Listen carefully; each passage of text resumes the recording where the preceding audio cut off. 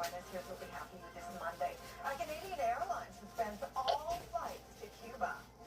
By the typical definition of what we think of as a failed state, Cuba is sort of on the cusp of it. What travelers need to know about flying to the country in crisis. The mounting struggle for families forced from their homes. Well, let me see. This has been a dream of mine for so long, so I'm so proud of myself. Plus, a Canadian soars to the podium in high-flying sport.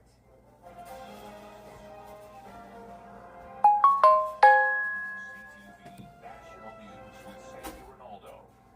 Not a good situation in Cuba with power outages, food shortages, and now Air Canada is suspending all flights to the Caribbean island for the foreseeable future because of a scarcity of aviation fuel. Now remember, Ottawa has issued a travel warning. CTV's Heather Wright on the airline contingency plan and what you need to know if you're also still in Cuba. Heather.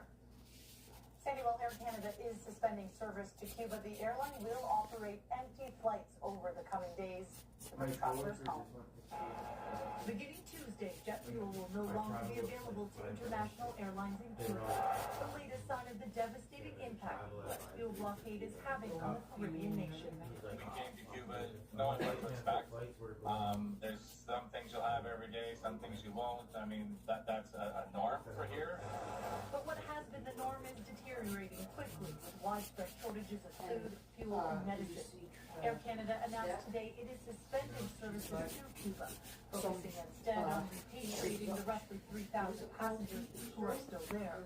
WestJet and Air Transat have not suspended service, but have issued travel notices, allowing for free changes or cancellations. This all comes as Cuba experiences the worst economic crisis in nearly 70 years. We don't get to see how it truly affects the Cuban life on the island. For decades, Venezuela had been the primary source of oil for Cuba, a source that sells or provides oil to Cuba, further depleting its sources of fuel. Some experts say Cuba is on the brink. By the typical definition of what we think of as a failed state, Cuba is sort of on The Mike Billy anniversary, The government has closed hotels Oh, and yeah, and bureaus, it's, consolidating Katie's birthday tourists to tolerance save on and reimbursement. Fuel sales are being limited. Yeah.